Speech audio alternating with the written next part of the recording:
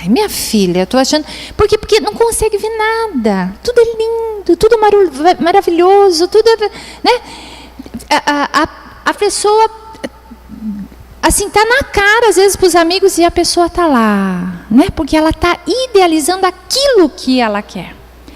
Aí, olha só as relações, como é que ficam. Olha os votos de felicidade. Se eu me sinto meia, uma pessoa pela metade, e eu acabo muitas vezes me relacionando com... Não põe ainda a equação toda, tá? Então, é mais ou menos assim. Eu preciso de você. Sem você eu não sou ninguém. Você é o meu porto seguro. Você é o ar que eu respiro. Né? Aí, como que fica essa equação? Vamos lá. Vamos recordar um pouquinho. Meio vezes 1 dá? Ah, olha só como é que vai ficar essa equação. Meio. 2 pela metade. Aí tem o contrário. Olha lá. Uma pessoa que se sente inteira, poderosa, toda, né? Pode deixar que eu vou cuidar de você. Às vezes que você estiver triste, eu enxugarei as suas lágrimas. Às vezes que você estiver com medo, eu sempre estarei ao seu lado pegando na sua mão. Às vezes, e aí aquela coisa, eu vou ser o seu porto seguro, não se preocupe. Eu vou ser seu herói.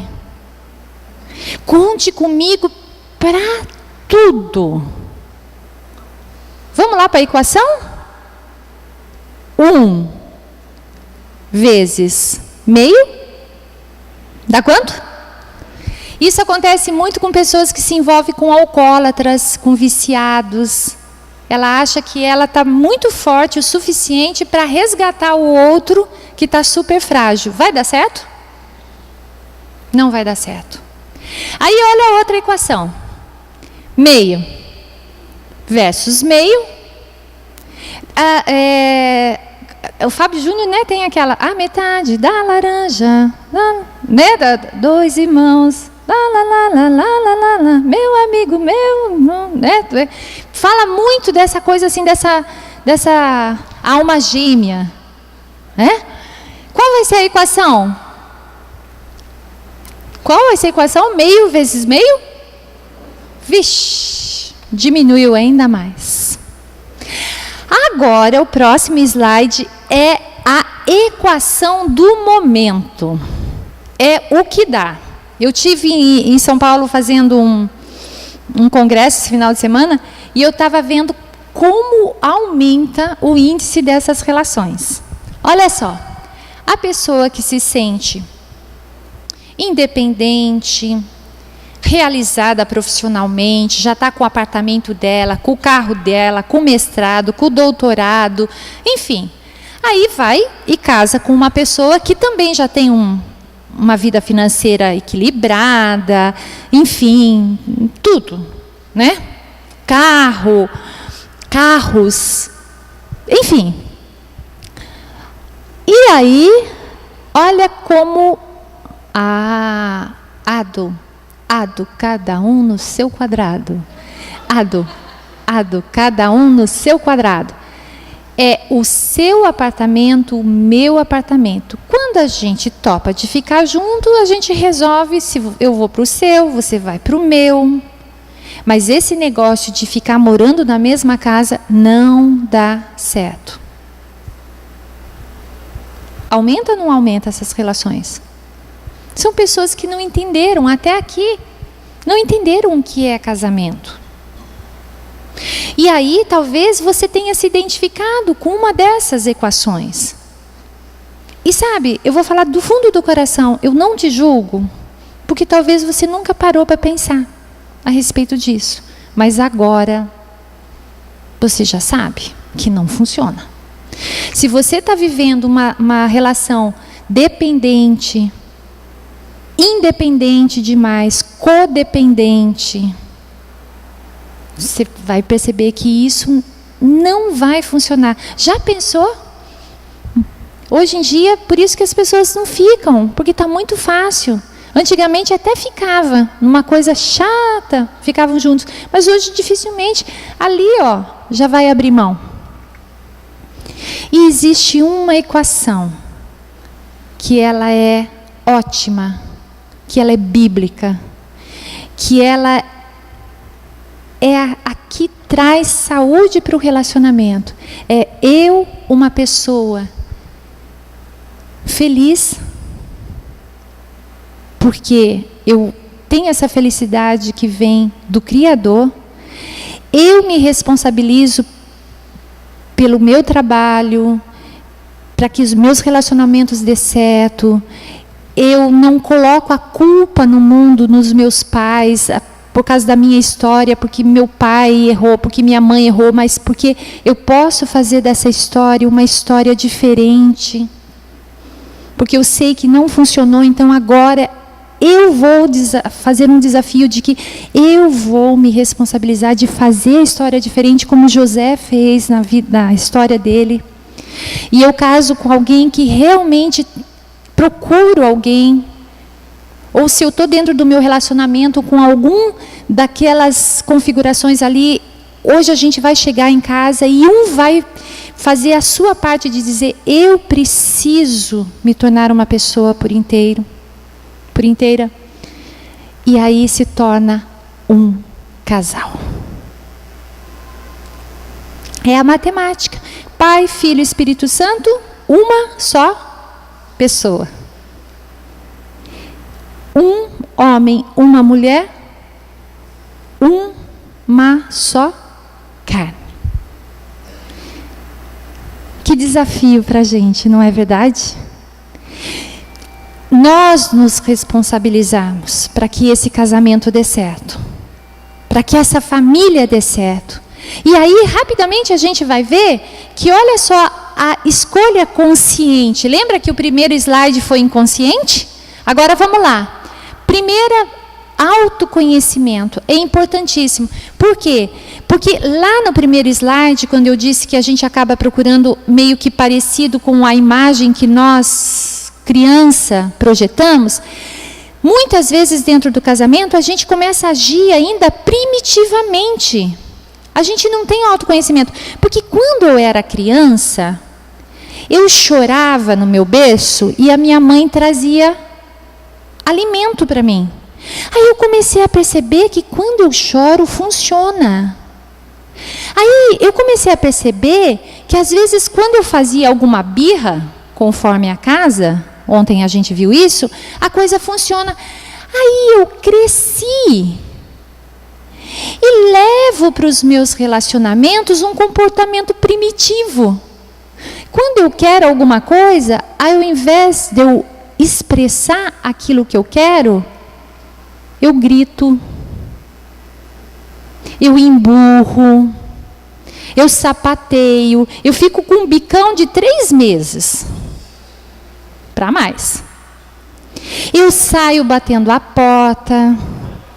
Quando eu estou no trânsito, que eu escuto que a minha esposa está falando algo que eu não gosto, eu acelero para ela ficar com medo, porque aí pelo menos eu vingo. E a mulher faz greve.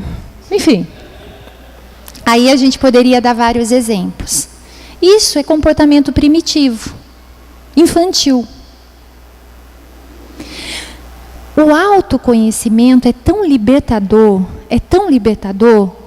que eu tinha 8 anos de casada quando eu descobri isso, que todas as vezes que eu queria mudar o Fábio, na realidade Deus queria mudar a mim. Abre sua Bíblia em Romanos 2:1 e nós vamos ler juntos.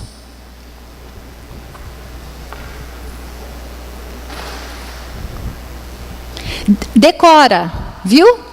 Decora, bota isso na tua cabeça. Todas as vezes que você estiver com raiva do teu cônjuge, aí você vai... Vamos ler? Portanto,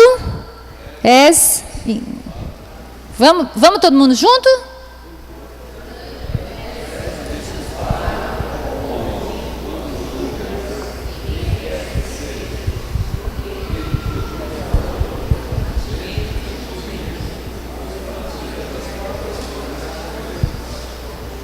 Agora eu quero que você coloque no ó homem, eu quero que você coloque o seu nome.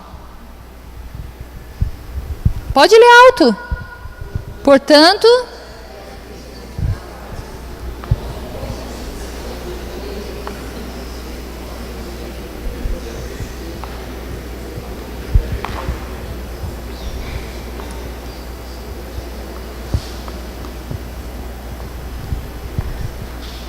ai, forte, né? Ah, Leonora, mas não é não. Nisso que eu estou falando para ele, eu não faço não. Vou te dar um exemplo bem simples para você entender o que eu estou falando. Eu sou uma pessoa que vim de uma família que é britânica. As minhas amigas sabem exatamente como eu fico. Eu saio fora do prumo, porque eu vim de um lar que tinha horário para tudo, inclusive até para almoçar. Meio-dia era britânico, a gente tinha que estar na mesa sentado. Então, esse negócio de horário da minha família de origem é muito valorizado. E eu trouxe isso com uma carga imensa. Casei, lembra dos opostos? Casei com light, tranquilo. Eu achava lindo, né? Tranquilo, sem estresse. Quando entra no casamento, nossa, que negócio. Se você perguntar, um dos pontos mais que pegava, e ainda, se não tomar cuidado, é porque o autoconhecimento tem ajudado muito. Horário. Eu e Fábio. Os nossos fusos não horário. Não bate. A ponto do Fábio falar, não, eu te pego às 7 horas. Eu falava assim, mais horário de Brasília? Porque o fuso horário meio... Um dia, o Fábio ia viajar e a gente morava em Fortaleza e eu estava levando para o aeroporto.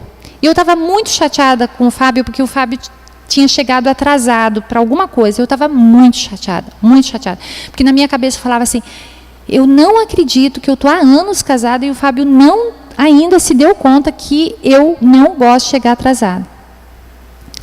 Quando o Fábio estava embarcando, eu me dei conta que eu também atraso muitas coisas no meu casamento.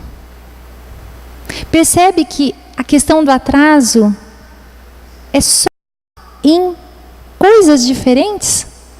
E eu me dei conta que o Fábio já tinha pedido vários dias para eu levar os ternos dele para a lavanderia e eu estava atrasada.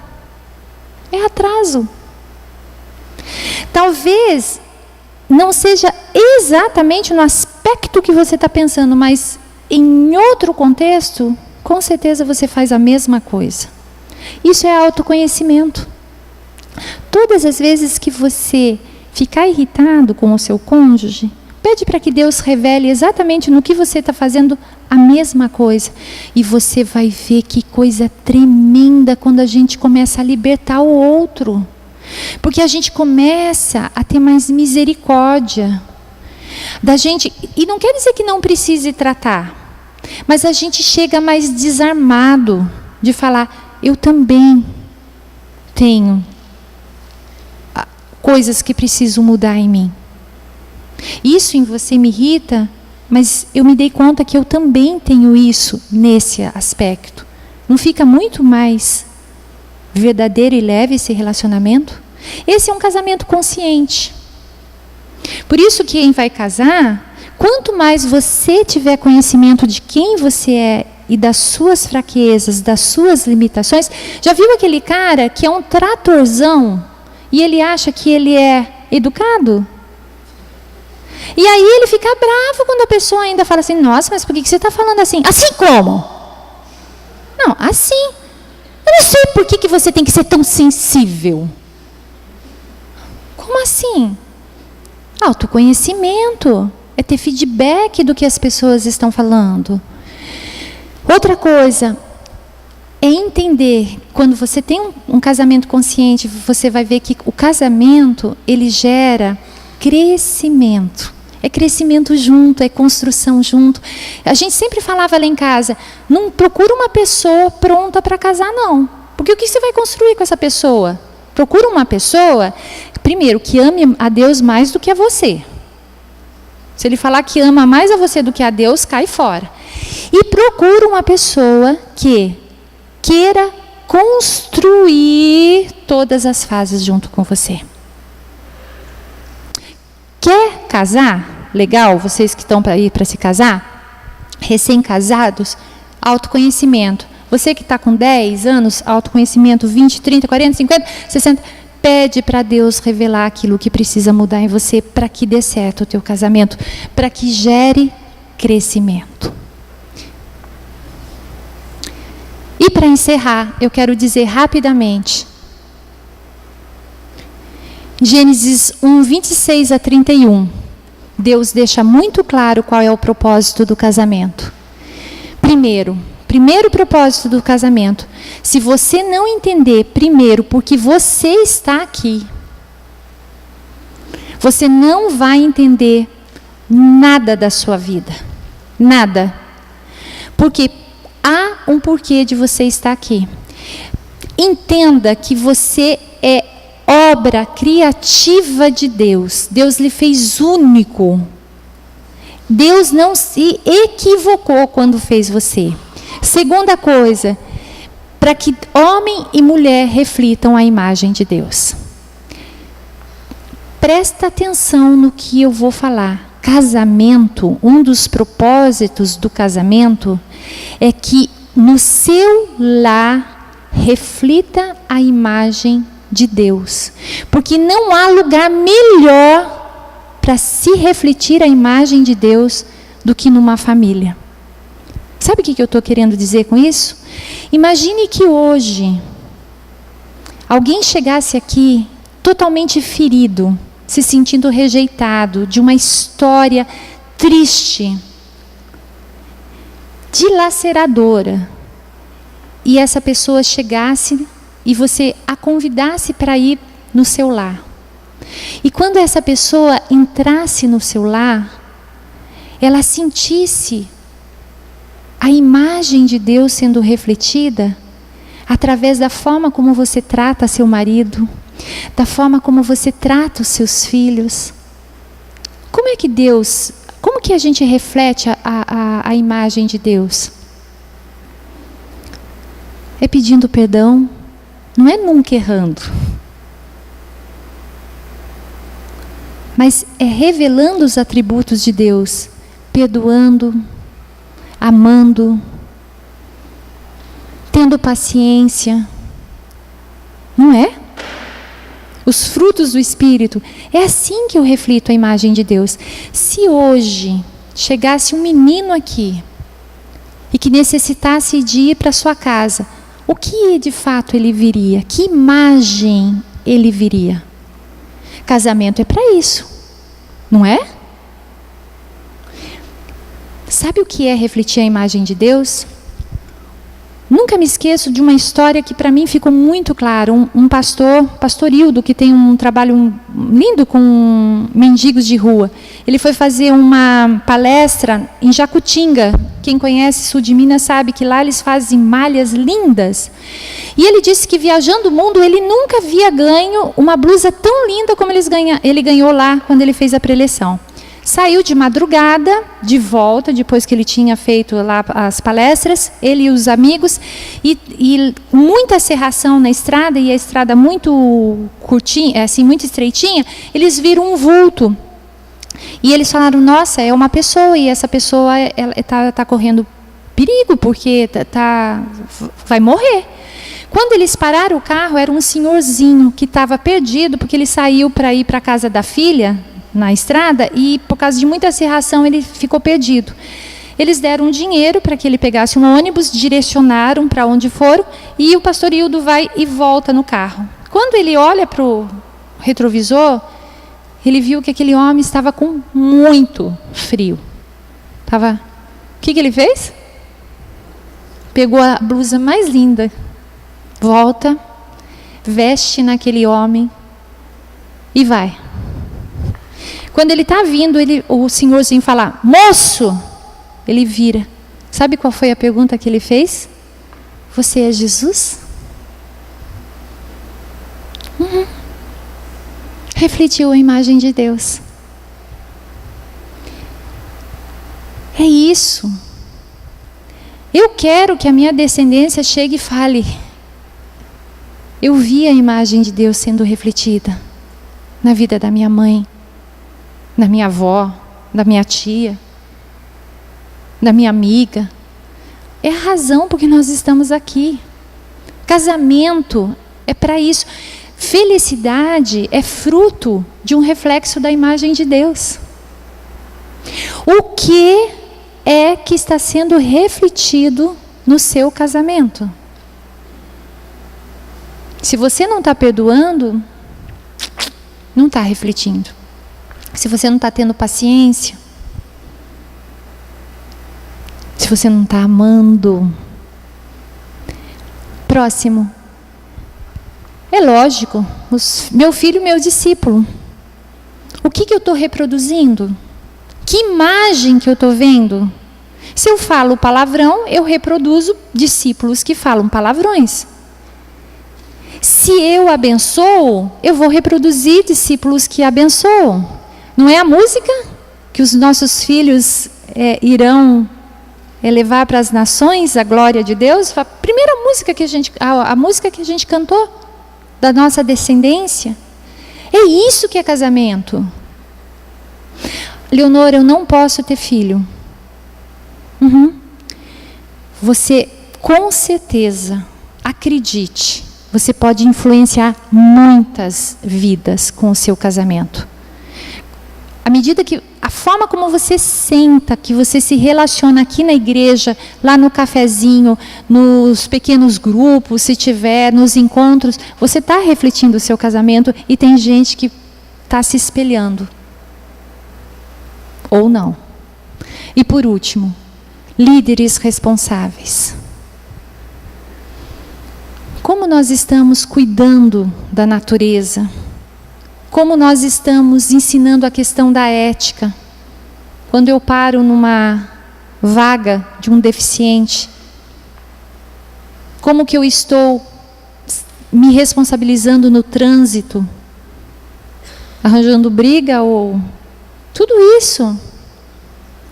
isso faz parte. Casamento não é só ali dentro de quatro paredes.